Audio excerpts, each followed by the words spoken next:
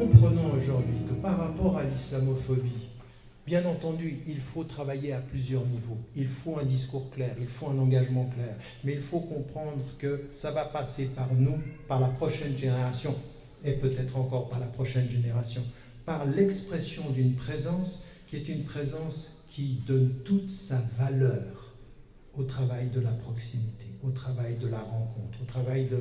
Mais encore, vous avez compris, il faut se prendre en charge.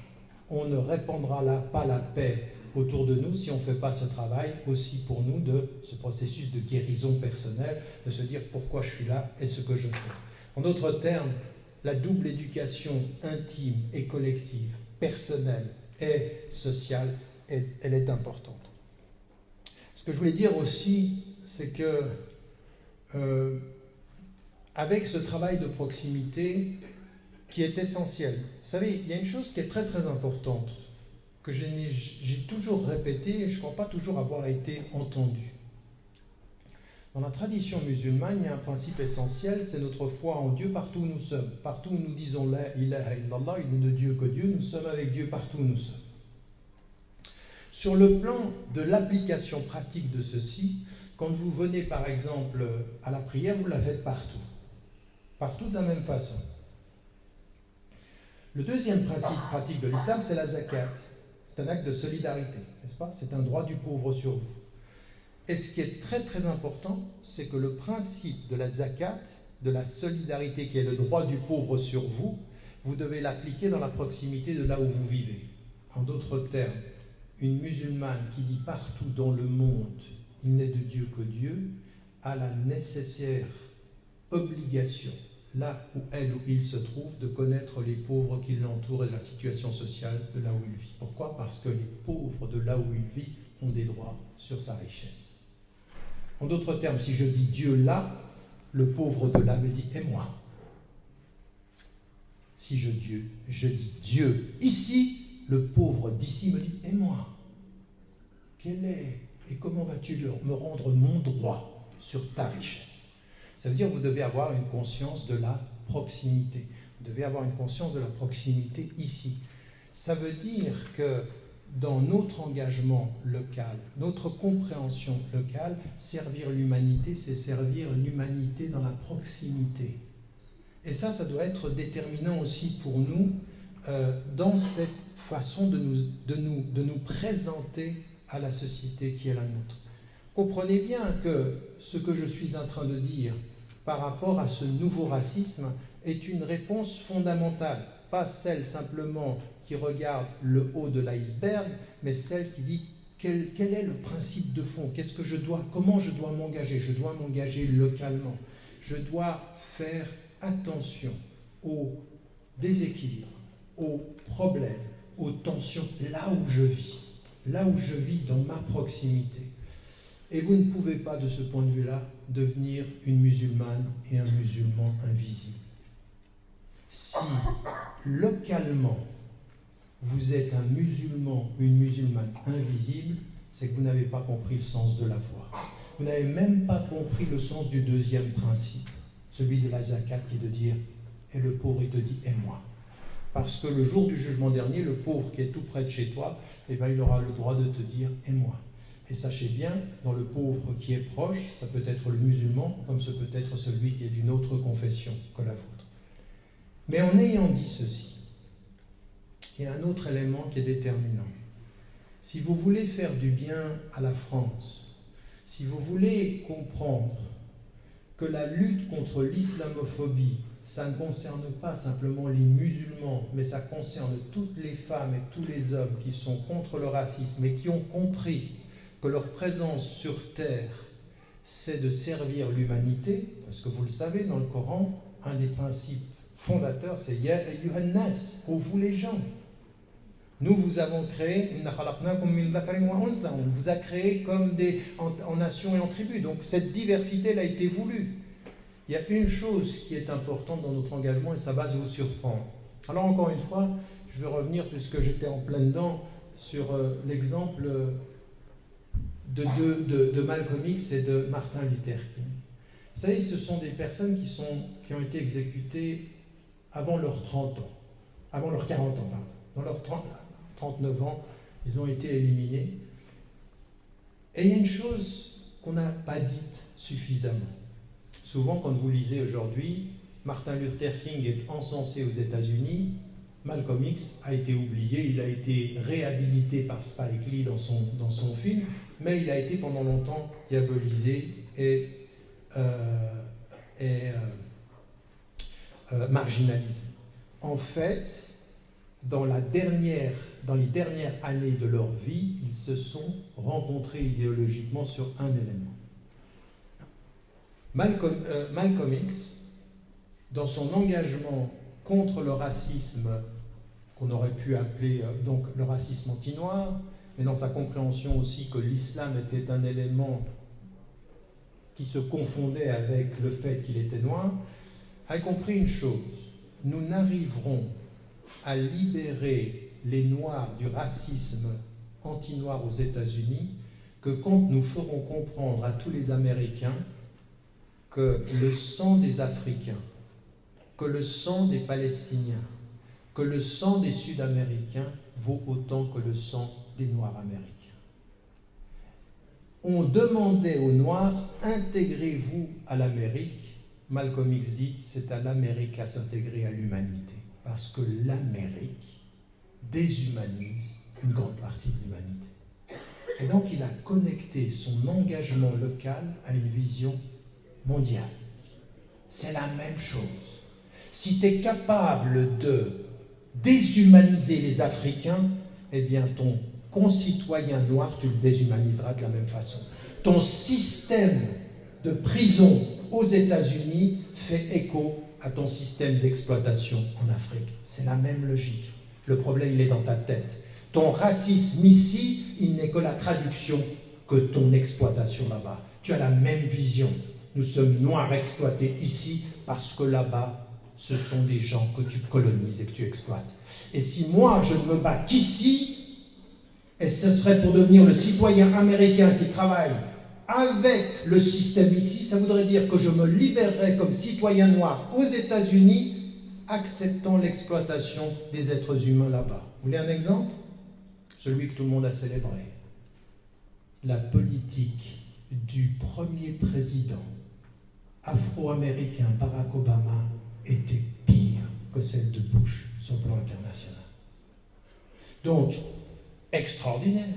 Un noir à la tête des États-Unis et des mêmes États-Unis qui exploitent les noirs du monde.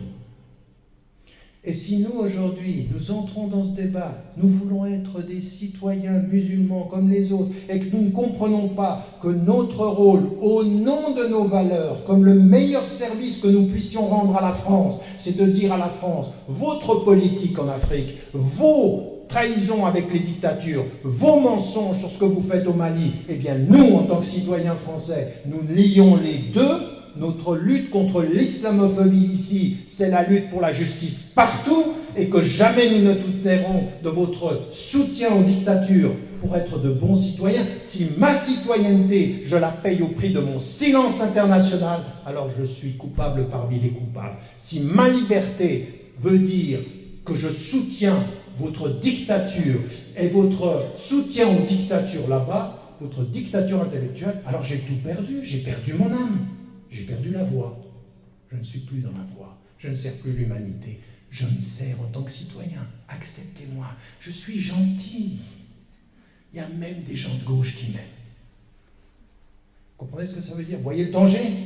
Ça, c'est le pire qui puisse nous arriver. Malcolm X avait compris ça, ils l'ont tué. Mais il y en a un autre qui a compris ça. Et on n'en parle jamais. Jamais de cette façon-là. C'est qu'un an avant de mourir, on a une femme qui était présente à un des derniers meetings de Martin Luther King. Et Martin Luther King met sa main sur sa tête, comme ça il dit, cette question de l'intégration, elle me pose un problème. Vous savez pourquoi? Parce qu'il est devenu le plus fervent, la voix la plus fervente dans sa condamnation contre la guerre au Vietnam. Et qu'il y avait des Noirs à côté de lui qui dit « Tais-toi, ne pars pas au Vietnam, c'est pas notre affaire. En d'autres termes, parle des Noirs. Ça vous dit rien, ça? Ceux qui aujourd'hui parlent de l'islam, mais parlent de la Palestine, parlent de l'islam, mais parlent de la grandeur des valeurs islamiques. Mais tu ne parles pas de la Palestine, tu ne parles pas de l'Afrique, tu ne parles pas du Mali, tu parles de quoi? Tu vas nous parler de quoi? Tu vas gagner ta citoyenneté au prix de ta lâcheté. Et donc il faut intégrer la France au concert qui va nous ramener à l'humanité une, parce que nous avons une chose, nous, un Dieu et une humanité. Et nous ne faisons aucune distinction. Vous savez, l'un des plus grands responsables d'une grande erreur dans le discours musulman aujourd'hui, ça c'est moi. J'ai fait une erreur fondamentale, réelle. Et je ne vous le dis pas parce que je suis sorti de prison et puis que j'ai eu une révélation derrière les barreaux, je le disais avant. Mais je peux vous dire qu'à l'intérieur, j'ai réalisé une chose, encore plus profondément. C'est qu'à un moment donné, j'ai énormément engagé les musulmans. Souvenez-vous, j'avais écrit en 93 les musulmans dans la laïcité, puis les musulmans d'Occident, l'avenir de l'islam, etc., etc. Et j'insistais sur une notion, la notion de la citoyenneté. Nous sommes des citoyens comme les autres. Oui, nous sommes des citoyens comme les autres. Mais il y a une chose que je n'avais pas calculée, pas considérée.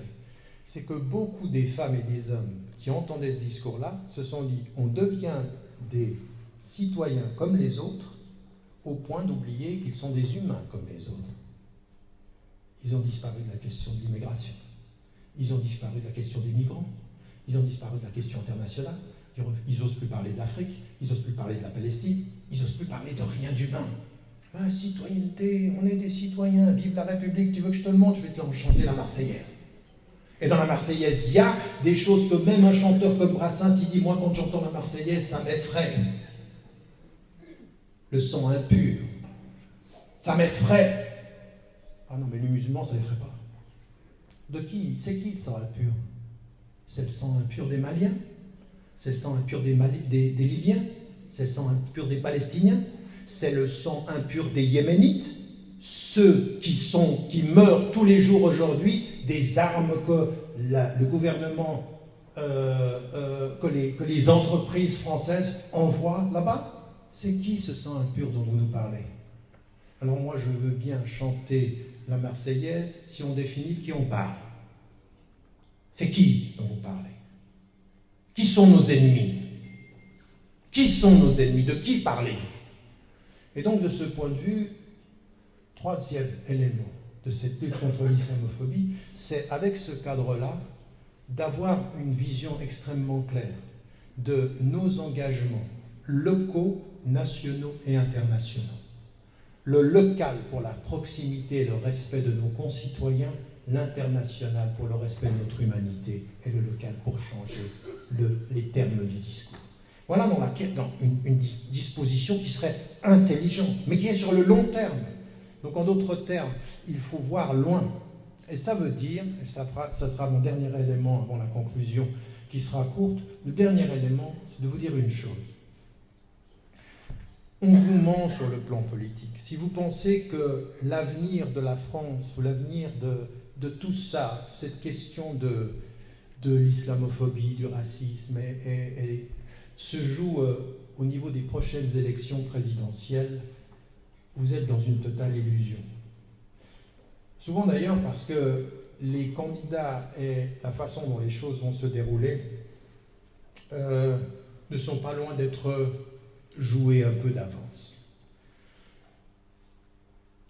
Et encore une fois, entendez certains faiseurs de présidents dans ce pays qui vous annoncent que dans pas longtemps, la prochaine présidente sera présidente, donc une femme, que des choses se préparent au sens de la préparation idéologique, pratiquement linguistique, idéologique, politique, et sur le plan de la base, on prépare les gens par cette politique, ou par cette politique même du propos, du verbe, des tensions que l'on crée, on nous prépare un avenir qui ne sera pas forcément l'avenir de la coexistence pacifique ou du respect mutuel. Alors on peut se dire, bon, ben nous, il faut qu'on prépare, il faut qu'on fasse attention aux élections présidentielles. Il faut savoir, cela étant, que ceux qui pensent les élections présidentielles, ils connaissent aussi le pouvoir de la population française de confession musulmane. J'avais déjà répété il y a quelques années qu'à l'époque de l'élection de François Hollande, Emmanuel Valls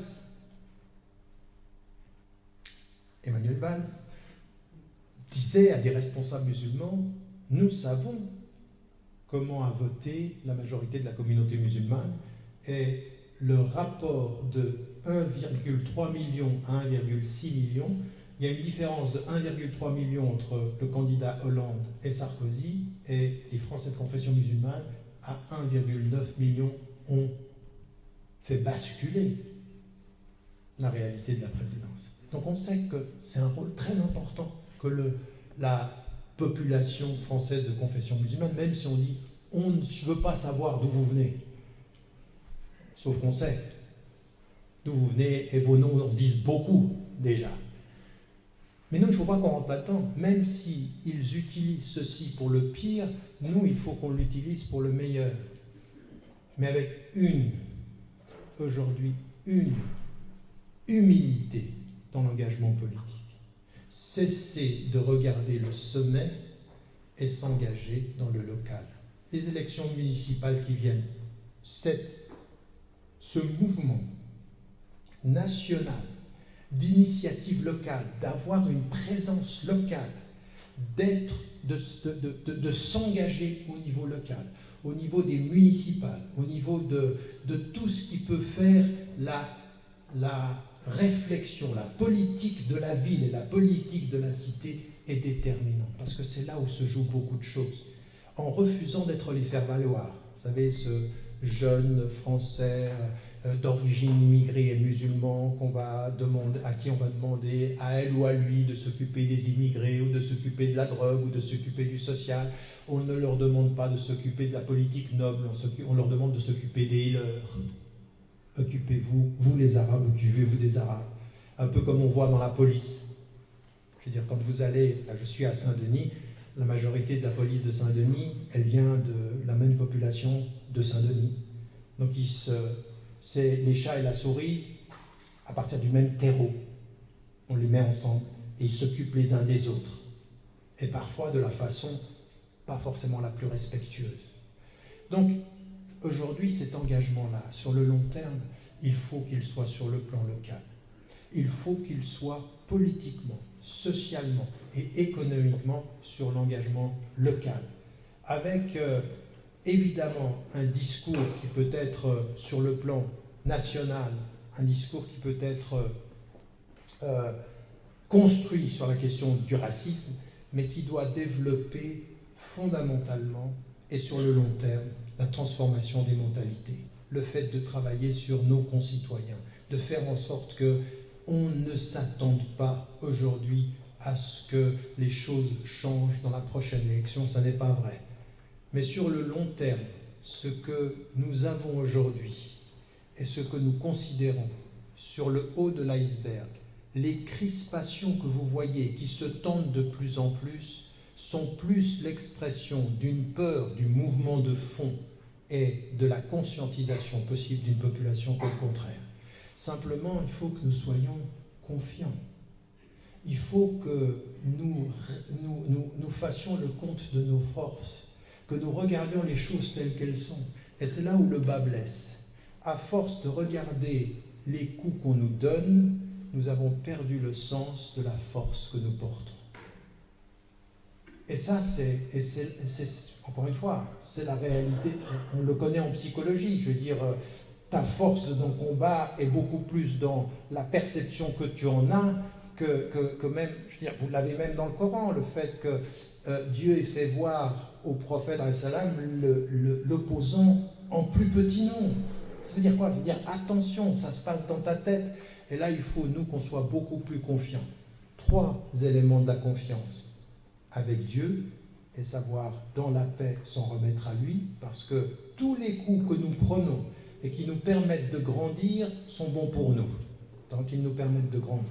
Deuxième des éléments, dans la patience, savoir que l'adversité de ceux qui nous attaquent, ce sont des épreuves pour nous faire grandir, pour nous permettre de nous dépasser. Utiliser l'adversité comme un terreau d'énergie pour plus d'éducation, plus de compréhension, plus d'énergie, plus de travail. Non pas comme quelque chose qui nous abat, mais quelque chose qui nous donne de l'énergie. Et troisième élément, avoir la vue longue. Avoir la vue longue. Vous aurez remarqué une chose dans tout mon propos, ouvrir ses horizons sur le plan spatial et ouvrir son horizon sur le plan temporel. Il faut dépasser ce vers quoi on a envie de nous enfermer. Parce qu'on nous enferme. Ça veut dire que quand vous êtes devant votre télévision ou quand vous êtes devant votre ordinateur, si vous n'arrivez pas à maîtriser votre émotion en vous disant qu'il commence à vous énerver et que c'est trop, c'est que vous êtes dans une démarche réactive, émotionnelle, et vous êtes déjà emprisonné, doublement aliéné. Il faut faire un pas en arrière. Il faut regarder ceci avec beaucoup plus d'amplitude. C'est pas facile. Ça veut dire en même temps qu'il faut diversifier nos stratégies. Bien entendu, il faut qu'il y ait des gens qui aillent directement dans la réponse. Quand il y a un acte islamophobe, on le critique. Ce que fait le CCIF et ce que font d'autres organisations, c'est très bien. Il ne faut pas laisser dire, il faut se battre sur le plan du droit. Mais sur un plan beaucoup plus général, il faut nous, en tant que citoyens français de confession musulmane, que nous développions ceci. Connaître sa force, connaître son poids, connaître ses capacités et sa créativité est particulièrement important. Et je peux vous dire une chose, c'est que dans la société française, comme dans les sociétés européennes, la jeunesse, la créativité, l'intelligence sont présents. Et ceux qui observent les musulmans en sont même plus conscients que les musulmans eux-mêmes. Ils le voient plus que vous. D'ailleurs, je vais vous dire une chose, souvent je disais, quand j'écrivais des livres, que souvent mes lecteurs qui n'étaient pas de confession musulmane comprenaient mieux les livres que les musulmans. C'est-à-dire que l'étude qu'ils pouvaient en faire, ou ce que j'avais comme réflexion, me disait qu'à des moments donnés, il y a une espèce de superficialité même dans la lecture, la façon dont on lit, parce que quelqu'un est de notre religion, ce qu'il nous dit nous plaît, nous le lisons sans approfondissement. Nous restons sur quelque chose qui est, ça nous caresse dans le sens du poil, ça nous convient, et nous n'approfondissons pas. Peut-être que l'adversité à laquelle nous faisons face doit nous être un appel à approfondir les questions que nous avons aujourd'hui. Et donc, il y a un mot qui doit être le maître mot de notre lutte contre le racisme aujourd'hui, c'est de développer une certaine sérénité. C'est de développer une certaine sérénité. Vous savez, vous avez dans le Coran une formule qui est extrêmement claire. Am hasibtum an tadkhulul jannah wa lamma ya'lamillahu alladhina jahadu minkum. Est-ce que vous pensez entrer au paradis sans que Dieu essaie de savoir ceux qui vont être des résistants parmi vous? Et qu'il connaisse ceux qui sont patients. Patient ici, ça veut dire persévérant. Dire que notre voie, elle est comme ceci. Elle est lumineuse dans son orientation, mais elle est portée par beaucoup de ces résistances que nous devons avoir, de ces combats qui doivent être les nôtres. Donc de la sérénité, de la patience, et puis aujourd'hui, dans cette société-là, du courage. Si au nom de votre citoyenneté, vous en êtes arrivé, ou vous en arrivez aujourd'hui à ne pas savoir, à ne pas pouvoir dire la vérité sur un certain nombre de réalités qui vous entourent, eh bien, c'est que votre engagement, il est plus superficiel que fondamental. Faites attention à ce que votre lutte contre le racisme ne soit pas un prétexte à vos lâchetés. À vos lâchetés. Parce que je suis désolé, si aujourd'hui, il suffit, vous savez, encore une fois, le courage, ce n'est pas descendre simplement à une manifestation, c'est la parole que vous prenez, c'est l'engagement que vous prenez, ce que vous êtes prêt aussi à sacrifier de votre bien-être, même peut-être aussi de votre tranquillité pour que la vérité soit entendue et que la vérité soit dite dans cette société-là. C'est ça notre engagement. Et ça revient à quoi? À ce que je disais au début. Qu'est-ce que vous voulez et pourquoi vous êtes là? Quel est le but de tout ça? Et si la réponse à cette question, je suis un agent de la paix et je veux pour la France la réalisation de la paix sociale, même si pour ceci, je dois me lever contre tous les agents de haine, tous les porteurs de discrimination, et je vais le faire. Contre le gouvernement, contre les intellectuels et contre ceux qui, aujourd'hui, vont mener la France à la division et à l'éclatement. C'est ça que je dois être capable de dire et c'est ce à quoi je dois être capable de m'engager. Je vous remercie.